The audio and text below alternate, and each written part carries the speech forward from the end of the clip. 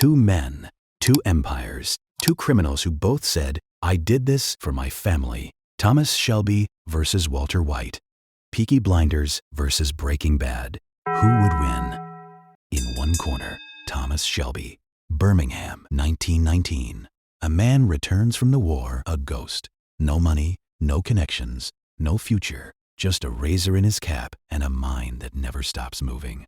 Within a decade, the Shelby family goes from illegal bookmaking to owning racetracks, factories, and a seat in Parliament. Thomas Shelby didn't just build a business, he built a dynasty.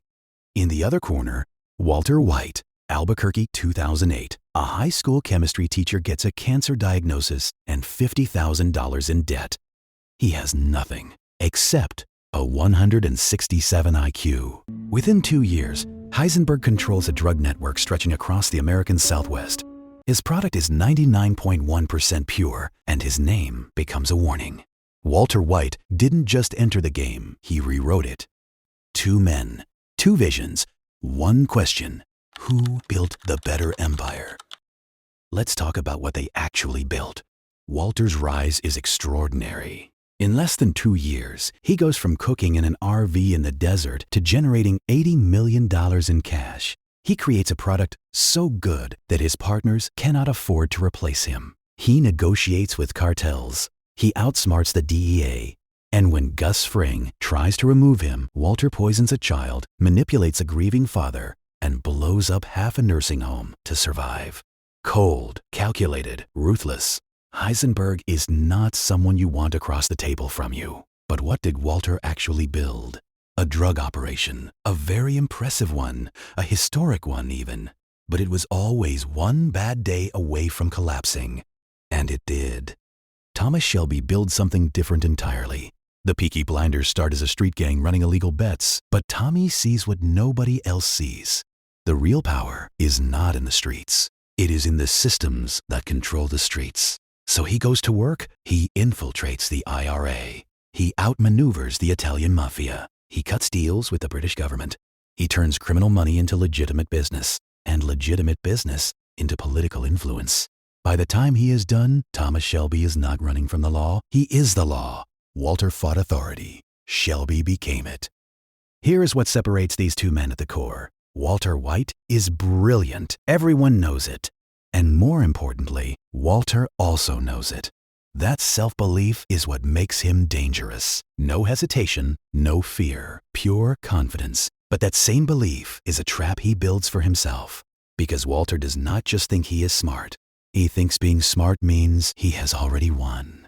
Every room he walks into, he has already decided he is the most capable person in it.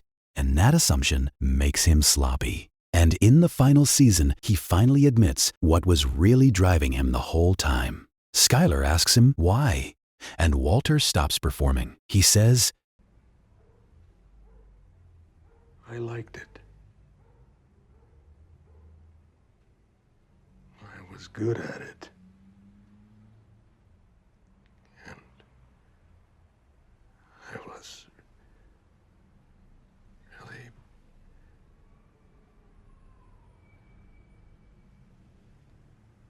I was alive.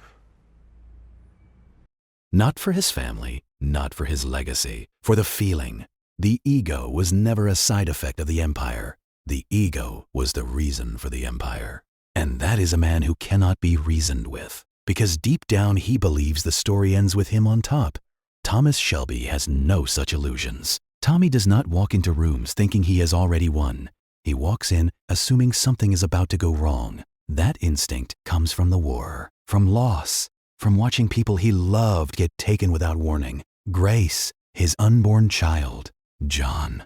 Arthur nearly breaking completely. The people closest to Tommy keep getting pulled away from him, and he carries every single one.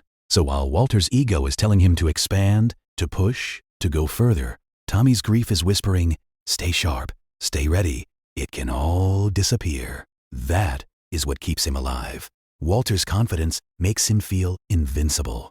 Tommy's loss makes him impossible to surprise. One of those traits builds something that lasts. The other builds something that burns bright and collapses. Walter White built something real, something historic, a testament to what raw intelligence and unchecked ambition can produce in 2 years. But 2 years is not a legacy. Thomas Shelby built something with roots, property, politics, legitimate power, the kind of infrastructure that does not disappear when one man goes down. Walter's empire needed Walter to survive. Tommy's empire was designed to outlast him. That is the difference between a brilliant operator and a true builder.